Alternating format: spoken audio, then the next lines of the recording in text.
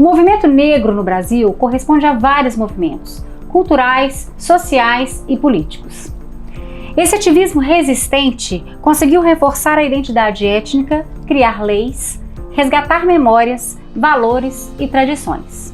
E principalmente ressaltar a importância dos negros na construção do nosso país e da nossa cultura. Hoje, aqui no De Prosa, tenho comigo a honra de receber Maria Catarina e também a Djani. Eles são do MUND, que é o Movimento Negro de Divinópolis, e nós hoje vamos escutar as histórias que eles têm para nos contar, dividir as experiências, e tenho certeza que você que está nos assistindo, vamos aprender muito com as histórias deles. Que prazer, gente, que honra! Muito obrigada por estarem aqui no De Prosa. Nós que agradecemos. É um prazer gigantesco mesmo tê-los aqui. Antes da gente começar a falar assim, do movimento em si, vamos, por favor, eu queria que vocês se apresentassem. Vamos começar por você, Catarina. Me fala um pouquinho da sua história, um breve resumo, assim, claro, exatamente. Eu sei que a trajetória é longa, mas por favor. Então, primeiro agradecer você que está nos assistindo, saudações a todos e a todas. Eu sou Maria Catarina Borê Domingues Vale, não sou natural de Divinópolis, mas hoje eu fico impressionado quanto essa cidade tem um carinho enorme por mim. Já me considero filha, né, de Divinópolis, com várias homenagens. Eu fico muito lisonjeada por estar em uma das cidades mais importantes de Minas Gerais, quiçá do Brasil. É verdade. Né, com essa receptividade a uma mulher negra. Já falando do mês da mulher negra, né, que esse mês é o mês da mulher negra, todo dia, toda hora, mas a gente faz uma menção específica esse mês. Então eu sou oriunda da cidade de Santo Antão do Grama, Minas Gerais, Zona da Mata, né, de Minas Gerais. Cheguei para aqui no final dos anos 80 e realmente o que eu passei lá, eu trouxe para cá, para essa cidade, já agregado na educação, onde atuei por mais de 30 anos na educação básica. Sim. E continuo atuando na educação popular. Hoje eu sou sindicalista do Estado de Minas Gerais, o Sindiúte, e minha trajetória não é diferente de qualquer outra mulher negra, mas assim, o que mais me marca é ser uma mulher combativa. Combativa Sim. Em qualquer espaço, na educação principalmente. E aí eu tenho dois momentos na minha vida, né? O antes de pertencer a qualquer movimento orgânico, no caso o MUND, e depois pós-construção do COMPI. Né, eu tenho uma trajetória que começou lá em 1999, né, bem antes de chegar ao MUND, e isso foi muito importante, que quando eu cheguei para o MUND, fui convidado para a diretoria, já vai para uns 4 anos, né, Djani? Isso é muito importante, porque o ativismo, a questão da liderança, quando ela agrega um movimento, eu acho que ganha os dois, mas principalmente porque o ativismo é uma coisa muito isolada, muito minguada, muito, a gente tem que ficar demais exercendo um papel muito complicado, porque as pessoas não te ouvem muito. Me ouviram bastante durante esse tempo todo, mas quando você está agregado ao movimento orgânico, com CNPJ e tudo mais, aí a assinatura, a força é outra. É verdade. Então eu sinto honrada hoje de estar participando do Movimento Negro de Divinópolis. Maravilha. Honrada por ter passado 10 anos para tentar construir, buscar a Lei Municipal da Promoção da Igualdade Racial, que é o COMPI, que também, depois que eu agreguei ao MUND, a luta para se transformar um projeto de lei assim, foi imediato, né, Djani? Então, o que eu quero dizer com isso? Não preciso falar muito da minha trajetória aqui, que é muita coisa. O que eu quero dizer com isso? Que a unidade negra, a coletividade negra, a junção de todos os movimentos é fundamental para que nós possamos, de fato, chegar a um dia falar que realmente essa abolição está completa. Obrigada. Obrigada a você, Catarina. A Djani, por favor, apresente-se. Saudações a todos, a todas e a todos. Meu nome é Djani Silva, né, natural de Divinópolis, atual presidente e também fundador, né, do MUND, Movimento Unificado Negro de Divinópolis, né, militante político e social. Né. Pratico, né, a religião de Umbanda, eu sou umbandista, né, Eu gosto de brincar que eu sou macumbeiro. E então nessa militância aí há 16 anos, né, que a gente criou o Mundi, a gente vem nessa busca lutando pelos direitos e pela preservação da cultura e do patrimônio material. Fantástico, fantástico. Gente, aqui no Brasil os movimentos negros eles começaram pré-abolição, né? Na época pré-abolicionista, correto? Correto. Certo. E até hoje eles existem e eles são extremamente importantes para combater o racismo e principalmente esse racismo estrutural que está tão entranhado, enraizado na nossa sociedade. Eu queria que você falasse um pouquinho para a gente, Catarina, sobre o racismo estrutural. O que é esse racismo estrutural? É aquilo que está arraigado, né, na sociedade. Não adianta. É o mito da democracia racial, que é uma mentira. E eu ando muito assustada. Nós estamos aí, por exemplo, com 45 anos do MNU, Movimento Negro Nacional, né, lá atrás, com Abdias do Nascimento e outros elementos importantes. Eu estou muito assustada, porque, veja você, né, nós temos uma justiça hoje que ela realmente ainda não incorporou dessa questão do racismo estrutural. Veja que nos Estados Unidos houve um retrocesso histórico, a Suprema Corte, né, não mais a questão de cotas raciais na universidade. Foi um dos primeiros países, lá em 1950, depois em 1978. Que teve essa conquista. Nós estamos aí no Brasil com a lei de cotas, que completou 10 anos ano passado. Já teria que passar para uma revisão no passado, que assim dizia a lei. E nem de longe eu falo que as cotas elas fizeram reparação no que tange a nossa história, o nosso sofrimento, mais de 400 anos, né? Não, nem de longe. Eu falo que ainda falta muito. Sim. Com tantas leis que nós conquistamos. Veja bem da educação, do qual eu sou da coordenação do Departamento de Educação do Mundo, rodo todas as escolas. Estamos essa semana com lives muito bacanas sobre a mulher negra, sempre pela Lei 10.639. Completou 20 anos, que trata da obrigatoriedade da cultura africana e afro-brasileira nas escolas. No calendário escolar. E tem escolas que ainda não sabem o que significa lei. Então, esse movimento, na verdade, a gente deve muita força aos nossos ancestrais, porque, para mim, o legítimo movimento negro, não, né, de uma forma simbólica, Sim. ele realmente começou foi nos navios negreiros. Ali já se fazia o embate. As mulheres, as mães, por exemplo, praticavam infanticídio, preferiam jogar as crianças ao mar, do que doloroso. pensar, do que ou ela se suicidava, aquela forma, talvez animal fosse mais bem tratados do que os negros ali, negras amontoadas, e depois a resistência, os quilombos, as mulheres que se destacaram, tanto é que esse mês nós temos no Brasil, desde 2014, a Lei Nacional do Dia Teresa de Benguela, Dia Nacional da Mulher Negra, em homenagem a Teresa de Benguela. Então, é um amontoado de condições, de situações, de estratégia, de articulação, que já vem desde aí muito tempo, século XV, XVI, XVII, até chegar ao processo abolicionista, que no dia da abolição, praticamente mais da metade dos negros e negras já se encontravam livres, né? A questão da lei foi só um detalhe político.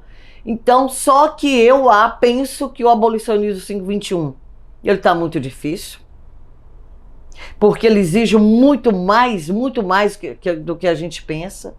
E, em um certo momento, a gente pensa, como eu falei no início, essa coletividade de braços, de entidades negras, de simpatizantes, de toda a sociedade. Na verdade, é toda a sociedade. Eu ainda não vejo a igreja se manifestar o tanto que realmente precisa. A própria imprensa tem que ser tomado por todos, negros, não negros, que apoiam esse movimento, que na verdade não é nem uma questão só de não ter o racismo, gente, tem que ser antirracista, né? A gente precisa de trabalhar isso e bater na tecla mesmo. Acho que assim, são tímidas conquistas, né, que o movimento, com toda essa luta e trabalho, são muito tímidas ainda, mas são conquistas, como você acabou de citar, as cotas e também as legislações. Inclusive eu, Renata, acho que precisa de introduzir isso mesmo, a história ali nas crianças, para que eles já cresçam com uma outra perspectiva, com outro olhar, conhecendo a real história, né? Que só assim nós vamos poder modificar alguma coisa. E foi onde eu bati aqui na minha pergunta com você, desse racismo estrutural, porque é mesmo entranhado, é complicado, porque às vezes as pessoas não compreendem, elas não conhecem a história. Quando se fala do negro antes da escravidão, parece que há um apagamento, né? Então, lá no século XV, XVI, quando os Estados Nacionais saem para poder fazer a sua expansão marítima, as grandes conquistas, eles elegem um povo, né, que vai ser escravo, que vai ser mão de obra para enriquecer o Estado branco, né, o Estado europeu branco. Então, escolhe o povo negro.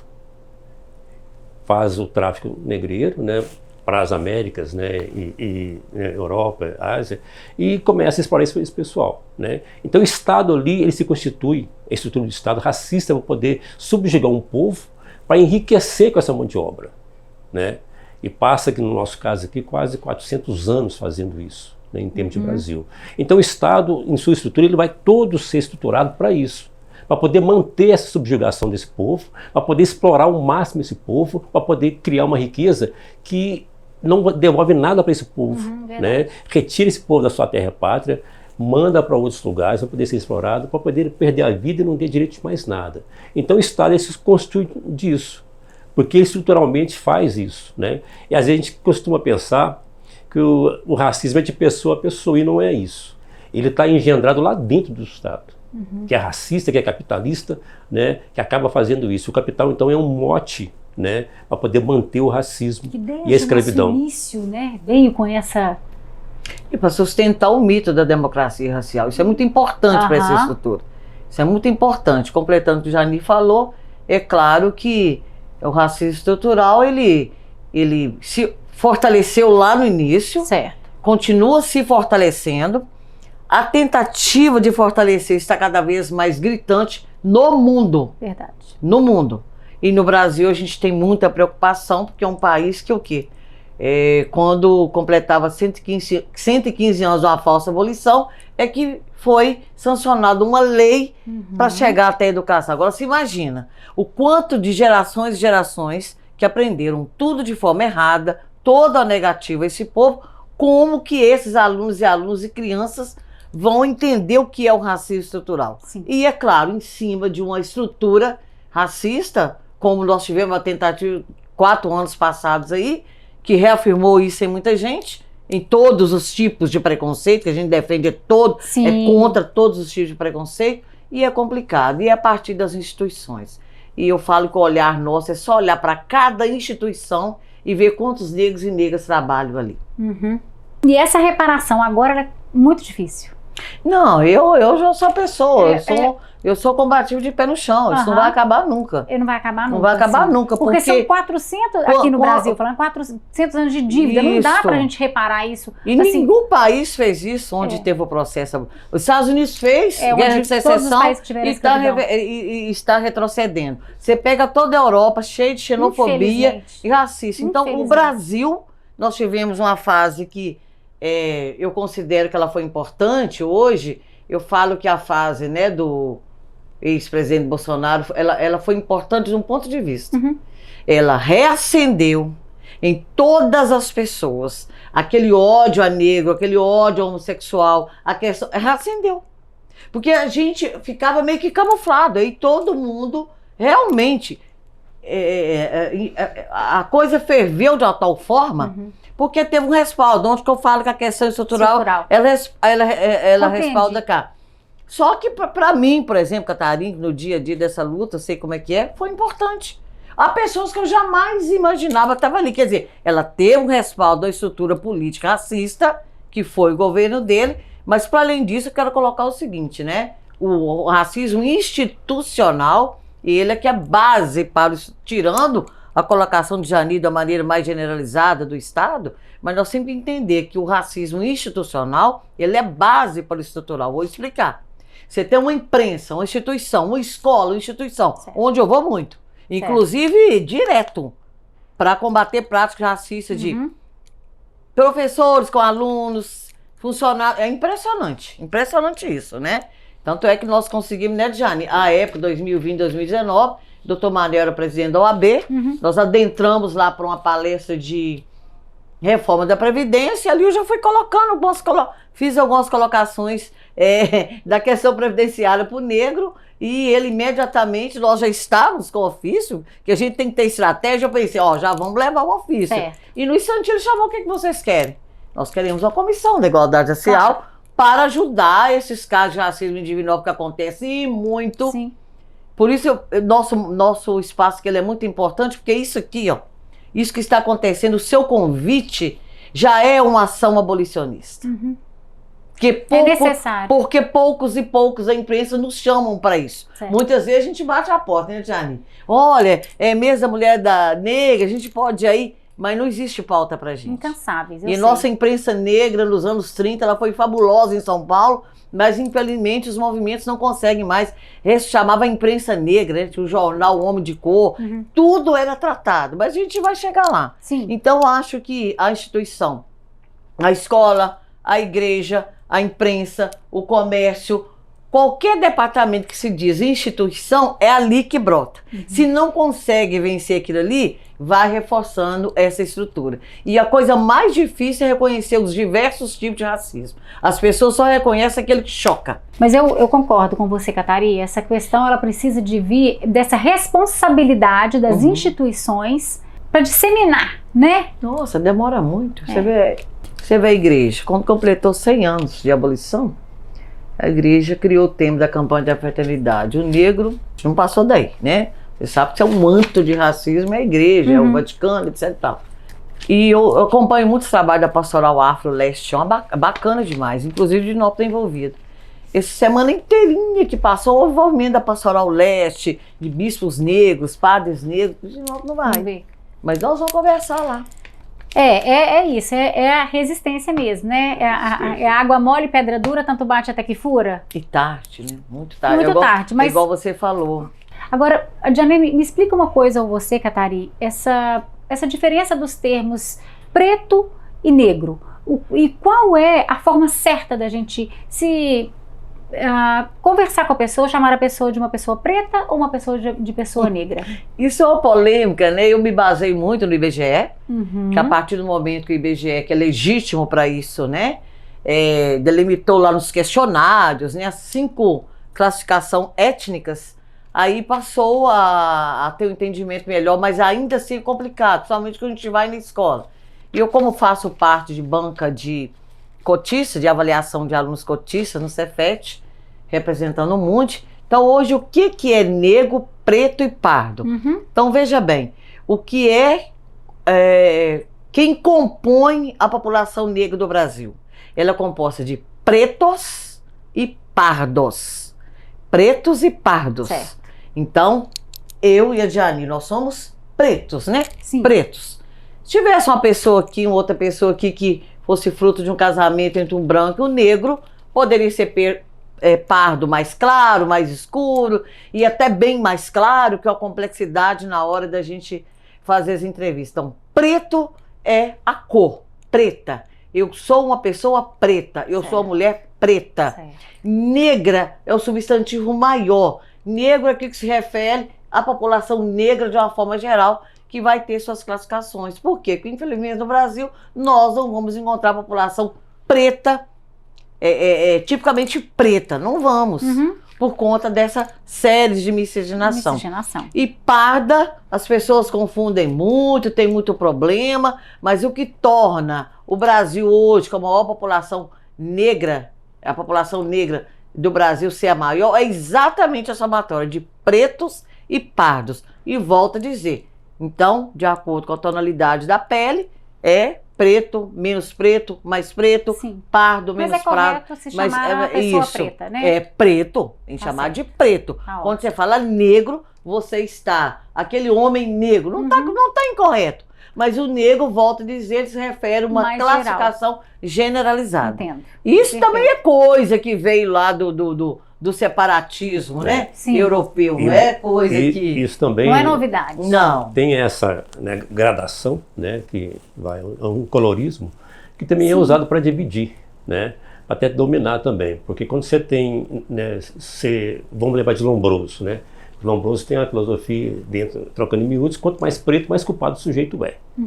Então, quando você coloca esse peso em cima da negritude, né, e transforma o negro em bandido, né, porque a mídia faz isso. Sim. Uma instituição, que nem a Catarina está falando, que na mídia o fato de ser negro, você é bandido. Tá lá. Então, quanto mais preto você mais aprendiz você vai ser. Então a pessoa não quer se assumir também enquanto negro ou preto, né? E fica naquela de pardo, né? Coisa que pro branco não há essa gradação. O branco parece ter um suprassumo, né? Chegou a ser branco, você vira Deus. Então, você não pode ser mais ou menos branco, isso não tem. Mas pro negro tem essa gradação que pra gente também é discussão. Por que tem que ter isso, né? E não é respeitado isso. Então, você pode ver na mídia, né? A pessoa que é mais ou menos, né? Que está ali entre o pardo, mais clarinho, ele tem um acesso maior às questões de Estado, tudo mais. Quanto mais escuro você é, mais o Estado te manda para a periferia. Então é um preconceito também dentro dessa estrutura que o Estado vai dividindo para dominar. Então é complexo, a gente tem que observar isso e não aceitar também tacitamente essas questões que são nos impostas, né? Porque isso vem de teóricos europeus que querem pensar o mundo conforme o nariz deles. Né? É claro. E nós estamos aqui na ponta sofrendo também, né? Para ter essa igualdade de oportunidade, de inclusão. E o pardo tem uma dimensão muito grande, né? Quando os colonizadores chegaram aqui, quem que eles viram? Os pardos, os indígenas. Então tem onde é Cafuz, é Mameluco, é Caboclo, o IBGE tinha maior dificuldade. Até o final dos anos 80, realmente. Eram mais de 200 cores que o brasileiro falava. Cor de canela, cor marrom de bombom. Marrom bombom. Então, mas assim, o que eu quero dizer é o seguinte, é um país de miscigenação. Dar uma formulada nos termos para a gente ter mais facilidade, porque, talvez. Se tiver o respeito, esse é o ponto, né? Concordo. Basta ter o respeito entre a diversidade.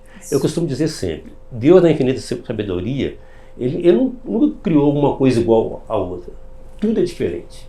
E tudo é vasto, é múltiplo. Né? Então, se Deus, que é o Pai, que é o Criador, criou tudo diverso, quem que é o homem para poder escolher se serve aqui ou se serve aquilo outro? Maravilha. Então, é o respeito. Né? A gente teve que em Belo Horizonte agora, né, esse fim de semana, a parada, né, LGBT. Né? Buscando realmente o respeito à condição das pessoas. Então, por que tem que fazer isso? É porque não tem respeito.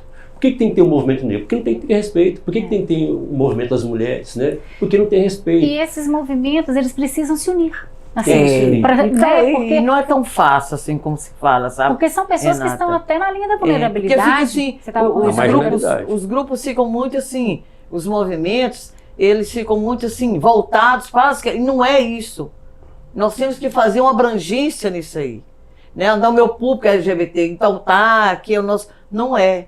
E isso aí, a estrutura racista aproveita disso. Sei, entendo. Porque ela olha para baixo e vê que ainda não tem uma coesão entre isso. E a pauta LGBT no mundo está uma coisa horrorosa. Os Estados Unidos também fez a mesma coisa.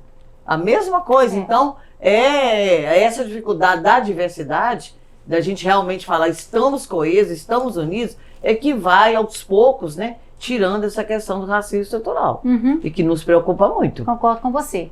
Exatamente. O movimento ele tem que ser um todo, né? Um todo. Não só as pessoas negras, não só os LGBTQIA+, não só aquele que é ali mais vulnerável. Não. Eu acho que o não branco, o não preto também precisa estar ali coeso, junto, porque nós somos um todo. O Estado, né? Somos diversos, mas somos um todo. O Estado escolheu o homem hétero, cristão, né, como o símbolo do perfeito. Né?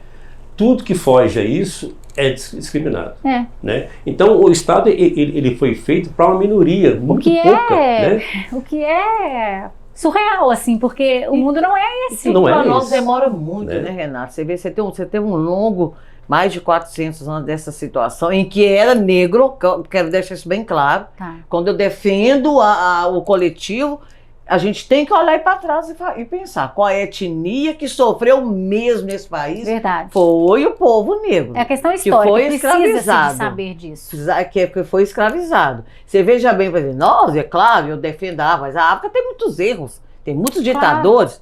Sudão do Norte, outros países agora, com esse negócio essa questão ali agora do Wagner, como que está fazendo ali. Outra coisa, agora, Brasil, vários países estão recebendo LGBT dos países africanos, porque lá é lei. Mata. Gente, então a gente está falando também de um país, de um continente africano. Mas quem dominou a África? Sabe? Agora, aí fica, por exemplo, o Sudão. Cara que Sudão do Sul, país mais novo da África. Então, lá tem, porque na verdade, antes do processo da escravização, lá existia reinos e existiam seus ditadores também. Existiam seus reis absolutos. Porque quem comandou a gente aqui foi uma monarquia, o que? Absoluta. Sim. Né? Agora, realmente, tem uma questão cultural lá, aí já estou falando da questão cultural também. E religiosa, que são vários grupos, como na Ásia também, sim. Que aí é difícil você adentrar na cultura do povo, é que nem se virar para o indiano e falar para ele que ele não pode banhar no Rio Ganges. Exatamente. Que é cheio de bactérias. Isso para eles ele vai se banhar, exatamente. Eles acreditam. Então, fé, deste lado, essa semana, quantos afegãos entrou no Brasil e ficou aí? Foi. Quantas pessoas LGBTQIA+, também já estão pedindo asilo no Brasil de alguns países africanos. Né? A gente precisa dar. E precisa dar. Precisa dar. Porque aqui também a coisa não está fácil, mas pelo menos o país é, Jane, mais menos aberto, ruim, mais democrático. Assim. Agora, o que se mata, agora eu quero sempre frisar isso. Não estou aqui subvalorizando a etnia negra, não. Sim. Mas a pessoa precisa de olhar para trás, que indígena sofreu como a gente, né? Lá atrás, essa questão da diversidade, nem se falava. Eu só considero duas coisas, a questão da mulher. A mulher, historicamente também, a sociedade patriarcal, isso é desde muito tempo. Sim. Agora, reparação histórica que o mundo nos deve, é o mundo, e o Brasil que nós estamos falando aqui, é etnia negra. É verdade. Não, se alguém me provar que teve outra aqui. E toda a luta que surgiu em prol de reparação foi o movimento negro que fez. Exato. Né? Que também sempre procurou por igualdade, né? Nunca quis supremacia. Então o movimento negro é um movimento que ele vai olhar todas essas facetas que a Catarina está falando. É verdade. Né? Do homem, da mulher, do gay, do indígena. É muito importante a gente esclarecer e divulgar isso, gente. É muito importante mesmo, porque as pessoas não têm oportunidade disso lá na época da escola. Existe a lei, mas também a Catarina está aqui para nos dizer, né? Pouco se faz, né, na verdade, assim, em cima da obrigatoriedade das escolas. E é ruim, né? Obrigatório. Não. É ruim, exatamente, é ruim. Precisa de se quebrar isso, né? E quando você tem um ensino que valoriza ensinar a história lá do outro lado do mundo, se não tem nada a ver com aquilo, e não prioriza a sua própria história, a sua própria etnia, que eu falo, quando a gente sai para poder fazer as palestras, você pergunta pro pessoal assim, o que você sabe, né, do negro antes da escravidão? É um apagão, não sabe nada. Parece que o negro só existe depois da escravidão. Você não vai estudar a história dos negros antes, a riqueza que era os A questão histórica é muito importante. A gente sempre fala, né, o homem mais rico até hoje da Terra é do Império Mali, o Imperador Musa, que nem esse Elon Musk conseguiu ter tanto dinheiro quanto esse rei do Império Mali teve. Então assim, mas isso é contado? Não. As tecnologias também não é contado, a matemática, ciência, medicina, tudo surgiu lá na África. Tudo surgiu na África, foi roubado, trazido para a Europa, lapidado, embranquecido e vendido como modelo para as pessoas, né? Então assim, aí quando você vê a África hoje esfacelada, alguém fez aquilo para a África, porque não era aquilo. Não era aquilo. Você esteve no Egito, você pôde sentir a pulsação daquela civilização. É verdade. A pujança daquilo, a riqueza daquilo, o conhecimento daquilo lá. Tudo saiu dali.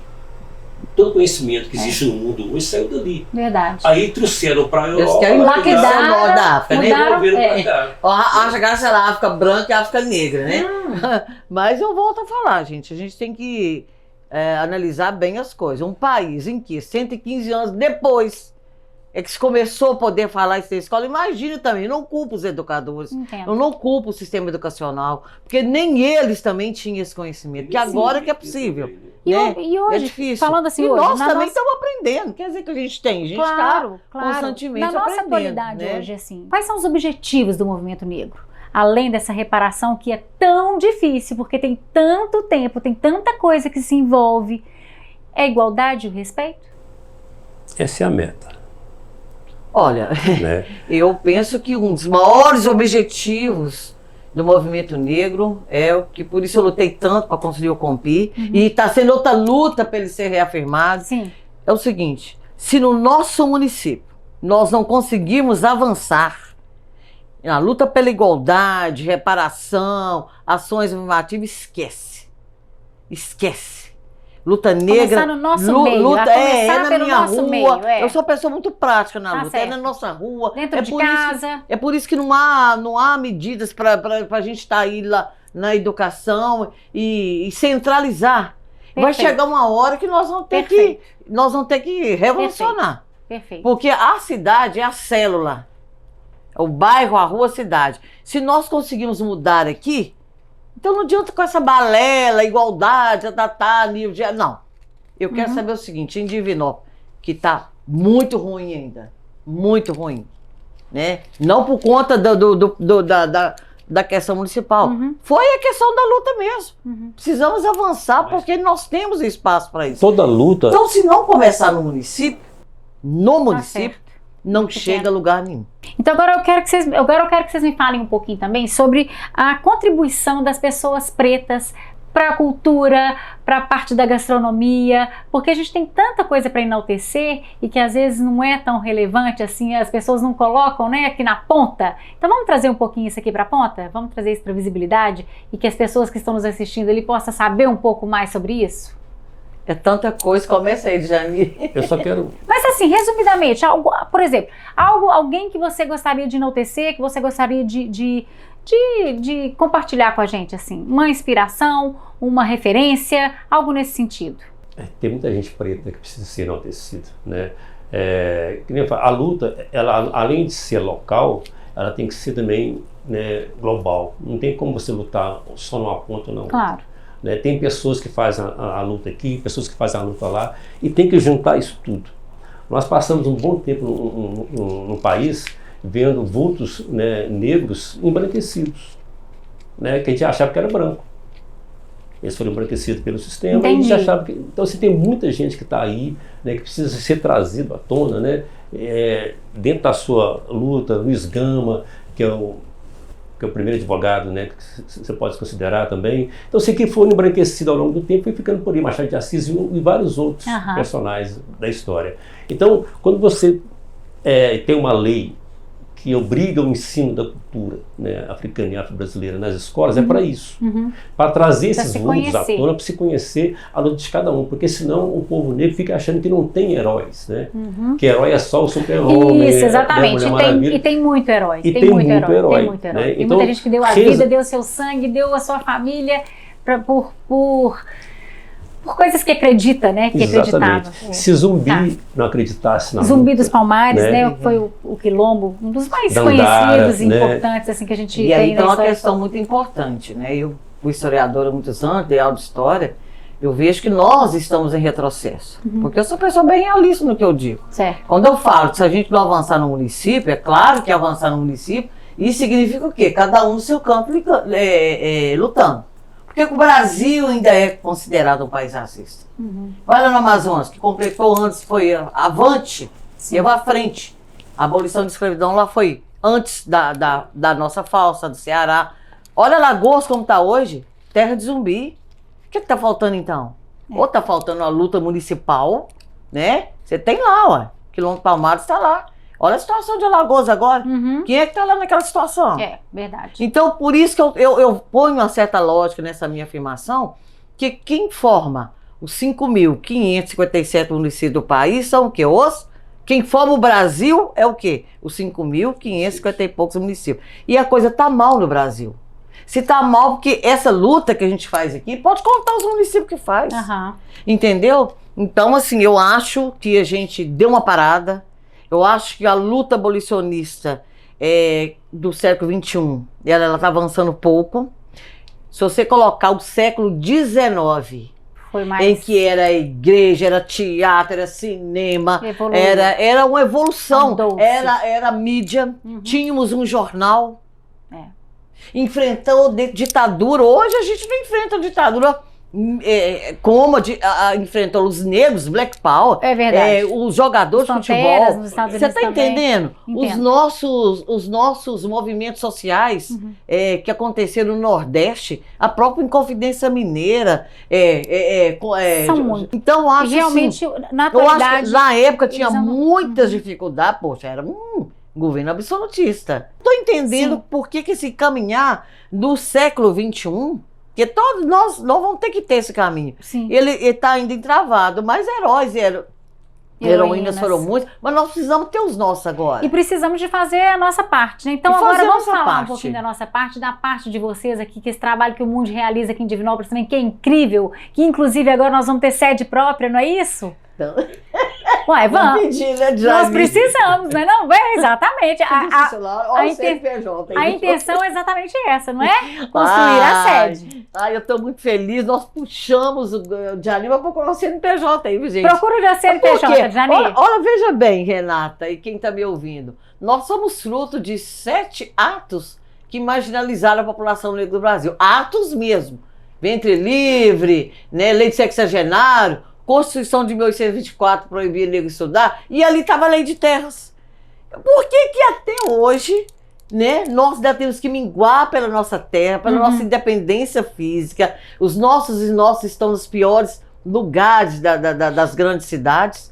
E a lei de terras ela foi violenta quando se percebeu, não vamos dar terra para esse negro, isso é 1850. Tá. E até hoje a gente está com isso. Colhe, né? Por isso que mude aí, viu, gente? É isso aí. Nós ganhamos, né, um terreno, Jani vai, enquanto ele acha ali, é lá no bairro Padre Eustáquio, né? Jani explica melhor agora. Explica pra gente. Nós temos um terreno que foi doado pela prefeitura, fica no bairro Padre Eustáquio, e a gente tem que construir a nossa sede lá, né? Então a gente também acaba perdendo esse terreno. Tem mais de 10 anos, né, Jani? Então nós temos aí numa campanha o Bloco do Bem, né? O Bloco do Bem. A campanha chama-se o Bloco do Bem. Explica pra gente. Pedindo que as pessoas doem, né, um valor, né, X em dinheiro para a gente possa comprar os blocos, né, de tijolo para poder construir a nossa sede lá, levantar essa sede lá. Fica numa localização, né, região sudeste, né, da cidade, que é a maior região, né, composta por 23 bairros, né, e basicamente por população periférica, né, pobre e preta. Né? Então daí a importância de você ter um aparelho, né, do Mundi lá para poder atender essa comunidade toda lá. Fantástico. Então, vai ser fantástico. A gente está pedindo essa... O Mundi, eu vou deixar você falar. O Mundi já realiza muitas coisas interessantes e agora vai poder fazer mais. Né? Inclusive eu convido você para que entre no Instagram do Mundi para conhecer o trabalho que eles realizam. É super interessante. Aquela campanha do hip hop para mim foi bárbara. E a gente não vai poder prolongar muito aqui, mas eu quero que os meninos falem sobre o Pix, qual que é o Pix, por favor, dessa campanha do Bloco do Bem. Mas só completando, né, dizer que a gente arrasta essa coisa horrorosa da colonização, da marginalização. Infelizmente. Que nós temos, que nem precisava, né, Renata? Né? Tem mais de 10 anos que nós temos, mas nem precisava. Como mendigar nem precisava mesmo, né? gente mendigar. Então, ó, Pix, CNPJ do Mundi, é a partir de R$ 3,74, gente. Olha que baratinho. Preço de um bloco. Todo mundo pode contribuir. 0900 5748/0001-51. Pronto. Agora, gente, aqui no De Prosa nós temos um momento que é o momento do brinde. Eu adoro esse universo de vinhos e aí fiquei sempre pensando como é que eu ia trazer isso para dentro do universo do nosso De Prosa também, né? Então eu faço uma brincadeira que é o seguinte: eu escolho um vinho ou uma uva para fazer uma analogia, geralmente ao perfil do meu convidado, a personalidade, mas eu vou fazer essa analogia ao movimento negro, à luta, à resistência de vocês. Então, hoje eu escolhi lá na adega da Mega Wine, deixa eu mostrar aqui para o pessoal que está nos assistindo, nos vendo, esse vinho aqui, ó, La Certiller, é da uva Taná, é um Taná uruguaio, e essa uva é uma uva extremamente resistente, e ela nasce e cresce em vários tipos de terroir, apresenta uma coloração púrpura, profunda, quase negra, peso, especiarias, ela tem taninos persistentes e essa persistência desse tanino em boca, que vocês vão perceber a hora que a gente tomar, ela me volta muito para essa característica de vocês da resistência, tá? Então é um prazer recebê-los aqui, por favor, passe essa tacinha pro Adjani, essa é sua, Catari, aqui, e ela tem um poder de guarda incrível, então assim, é para sempre mesmo, vamos continuar, vamos ficar aqui que nós vamos conseguir ainda o nosso espaço e o lugar igualitário para todos. Tal qual esse vídeo, o negro, ele é a origem da civilização humana. A partir do negro da África, que colonizou todo o planeta, hoje tem a civilização humana. Então, o vinho representa isso. Nosso sangue. Perfeito. Nosso sangue, isso é verdade. Saúde, meus queridos. Que prazer. Muito Saúde, obrigada pelo obrigada. compartilhamento, pelo bate-papo. Vamos experimentar. E que assim seja o movimento negro. Algo assim profundo e com muita resistência. Que assim Obrigada. Saúde. Obrigado.